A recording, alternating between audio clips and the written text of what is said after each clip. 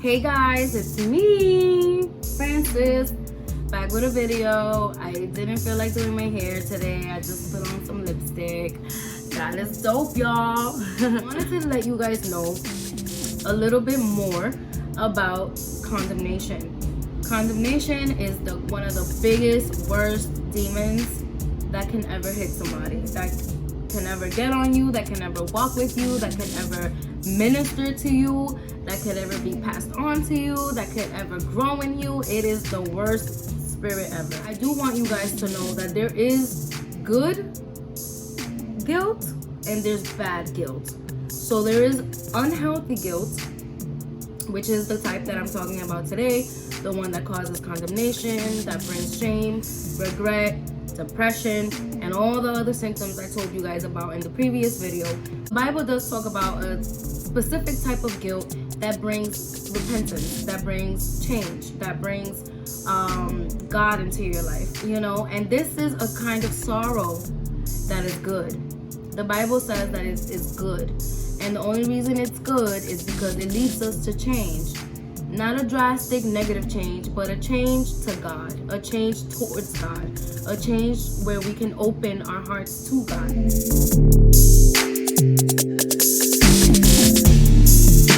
There's the bad kind of guilt, which is the type that I've been talking about, which is the one that brings all its consequences, brings all the gang members, and it just beats you up, and it keeps you away from God. It keeps you in bondage. It eats your mind. It hardens your heart towards God and towards people. It makes you bitter, resentful, shameful, self-hating. You know, it's really, really damaging. It's a really bad spirit. It's one of the worst spirits that I have ever encountered in my life. We've all made mistakes. We've all regretted something. We all have some shame attached to our name. We all have something. Everyone has done somebody dirty. You have somebody that you've lied to, that you've stolen from, something.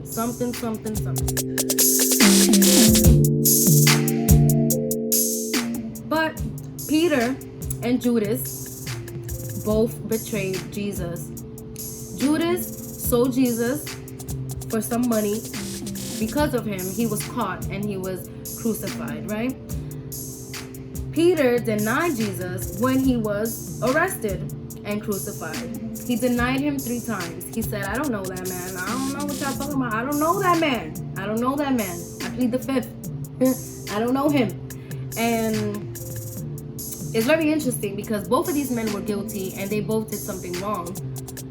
Peter went back to his old ways, which is what happens to a lot of us when we do something wrong. We go back to what's normal for us or what was our life before Christ. Judas decided to end his life. That's what he did. That was his choice. That's what he did.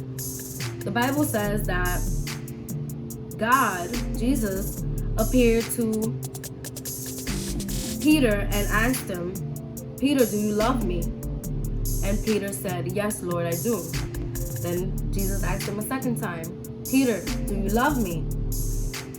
And Peter said, Lord, yes. Like, yeah, I do love you. And the third time, Jesus asked him, Peter, do you love me? And Peter said, Lord, you know all things, bro. Like, you know I love you. Why you keep asking me? I know you. Come on, I know you know.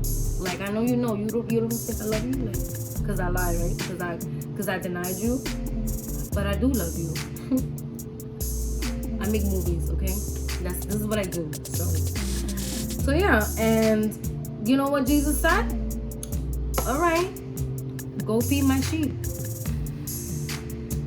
Get up, dust yourself off. I forgive you. I love you too. Now go back to work. Go follow my purpose. Go walk in your calling. Go walk in the anointing. Go pray. Go. Because this ain't over yet. Why? What you doing? What is this? What are you doing fishing again? I told you was going to be a fisher of men. What happened? You messed up. Big deal. Right? So God's grace reached Peter. God's grace could have reached Judas's life. But he didn't give God a chance. He decided to kill himself. He decided to be his own judge. He decided to go into the self-condemnation road, walk his own walk, and he didn't give God a chance. You know, that's what guilt does. Guilt brings shame. It brings bondage. It makes you a slave to oppression, sometimes demonic possession, which I'll teach about in another teaching. Regret, suicide, and it's a gang. It's a gang. I spoke about it in my last video, but I did want to bring this up again. Like I told you guys, I was born in New York City. I was born and raised here. I'm Dominican, but I was born and raised here. And for the most part, I had, I guess I want to say a pretty typical upbringing. You know, I was born to Dominican parents.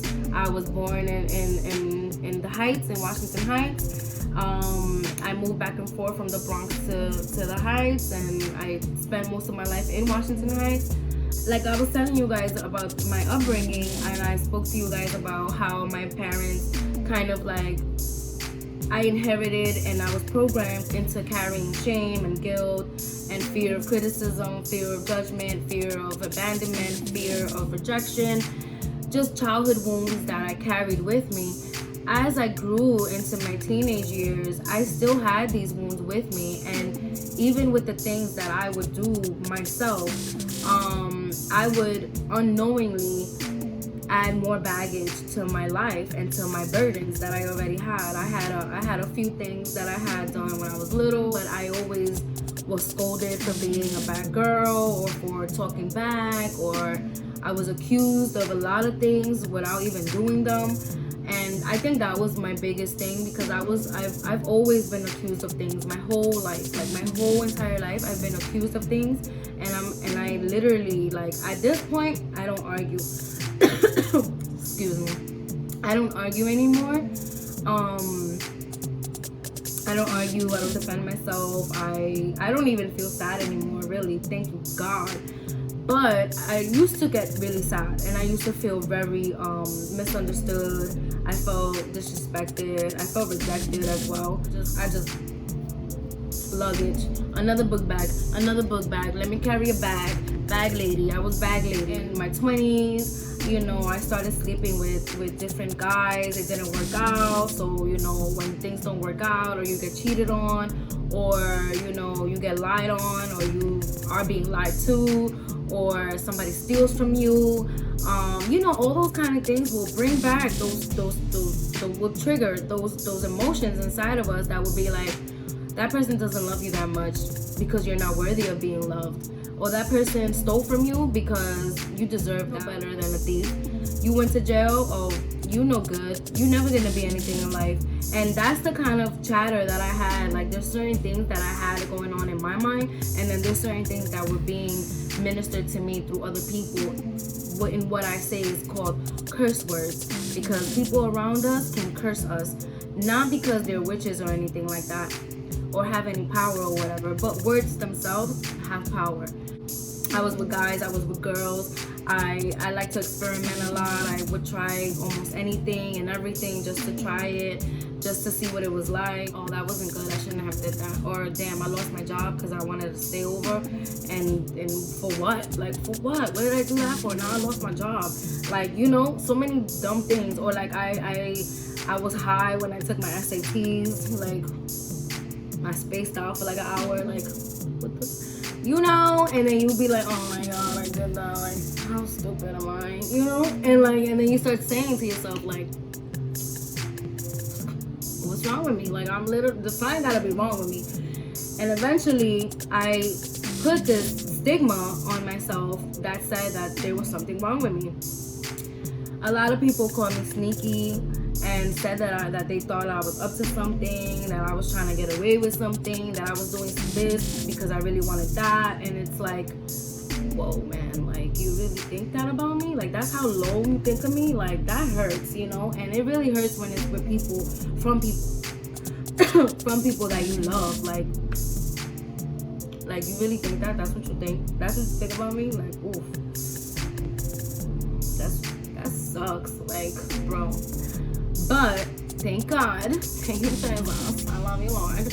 I'm not like that no more. Like, I don't feel anything. I'm just like, all right, whatever. To each their own. Like, you crazy, so good luck to you, baby. You know, like, I learned. You know, I learned. And then I did a few things that I wasn't proud of. You know, different things. Like I cheated on my boyfriend. I did some things at home. I fought with my brother.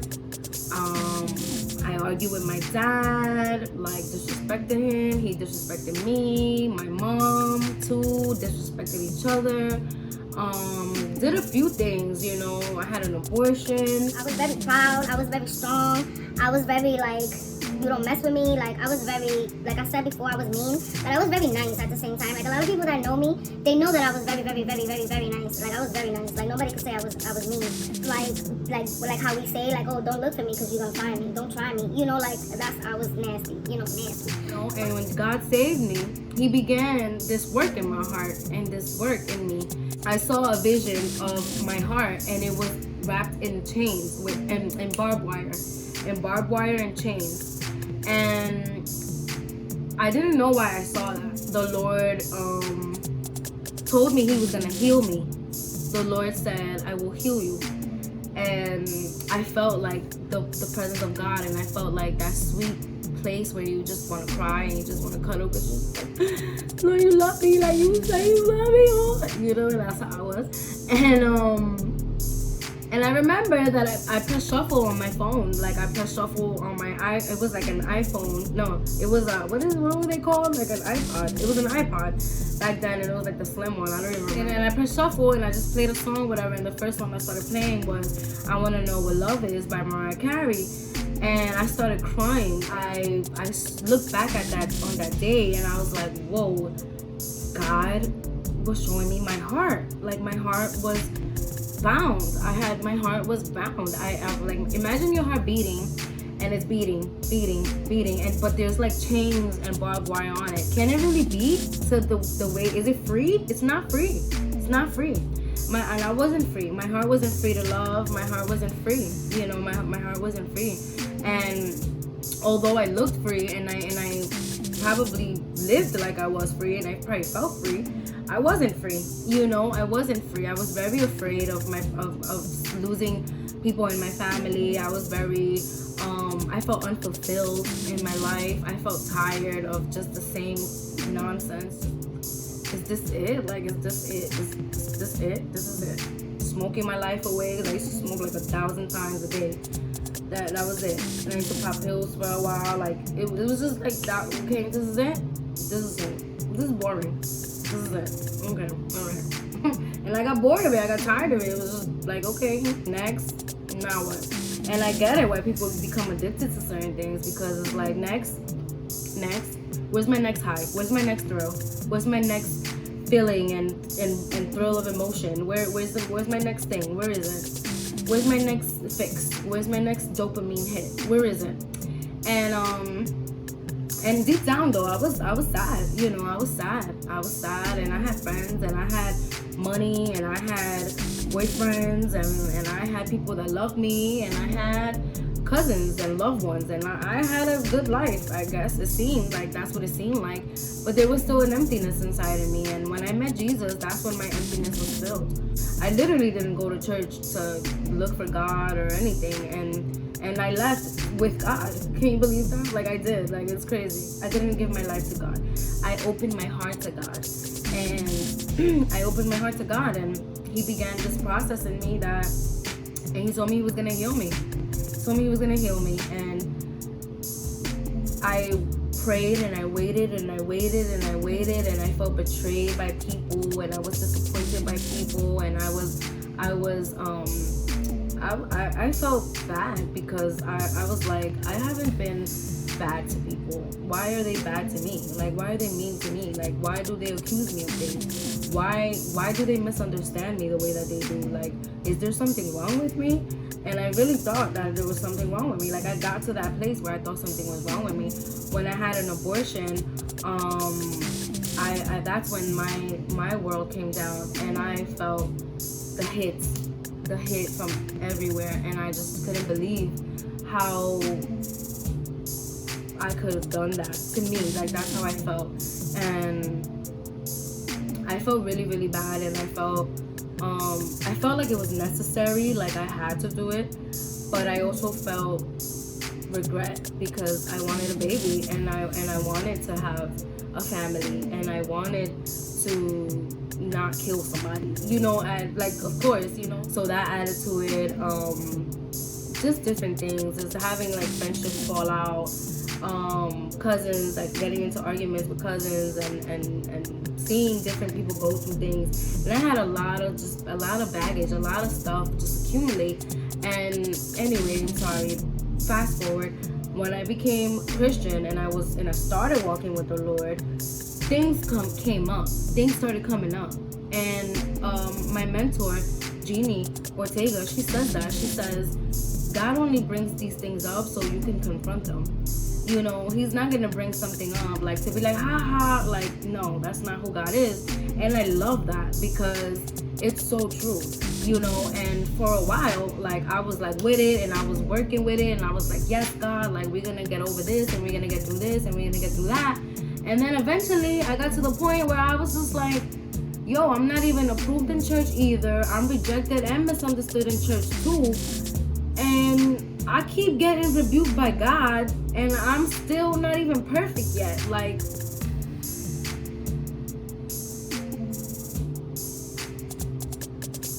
when is it gonna be over? And that was very, very hard. So when I urge everyone to heal, I would say, don't rush it.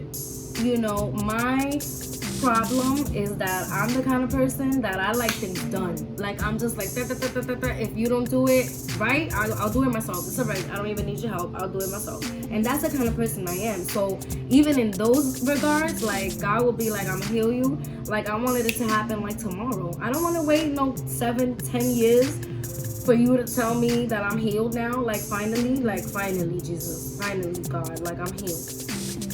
And you know what's crazy? That after the huffing, the puffing, the anger, the tantrums, the getting mad at God, the slamming things, the crying, the throwing myself on my bed, and the tears at night, and all the, and hating this and I hate that, and I'm tired, and complaining, and bickering, and all of that. After all of that, I still had to wait. That's why I tell people now, like, don't rush it. Be consistent. Don't like fall off the potter's table. Don't rush it. Don't rush it. Because, you know, even after the healing, guess what the potter does? The potter sets the art piece.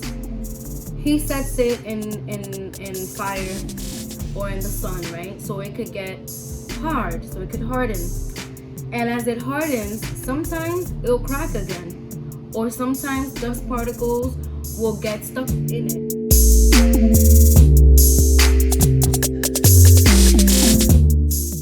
And you know what he has to do? He has to either break it and start all over again, or he has to polish it in the hot oven for a while before I came out. You know, I had to be under fire for a while, for a long time. And even when I came out of the oven, which I felt like I was in forever, God had to polish me. And as he polished me, I was feeling all of that, like, oh wait, no, not that. Oh, don't do that part, that hurts. Oh my God, no, that tickles. Oh God, like, really, you know? And that's how healing looks. It's messy, it's ugly. Sometimes they gotta break off a whole thing and then paste another part on this part, and then do it all over again, and then coat you over with some more molding or whatever the pumice is called. And you know, sometimes we look like that. We look crazy. You know, we look crazy in the potter's hand, and we want to rush out. We want to rush it. We want to run out. We want it to be over. I want to see people healed. I want to see people living their best life. You know, living your best life is not about money and cars and clothes and applause. It's not. That's not living your best life. Your best life is to sit at home, look in the mirror and be happy about who you are. Be content with where your life is. That you can think about your past and not have a fit about it, not cry about it, not feel nasty about it, not feel sad about it, not feel any way about it, you know? It's wholeness. There's a different sort of healing that comes when you give your broken pieces to God, you know. And that's what I want to leave with you guys today, you know. I only share my stories and my weaknesses and my truth, you know, so that it could possibly help somebody else. And I'm a very private person, so I don't even feel too comfortable sharing these kind of things, but you know, God has called me to it and I trust him. So I pray and hope that you guys are blessed and that you guys can grow in Jesus' name. Amen. God bless you.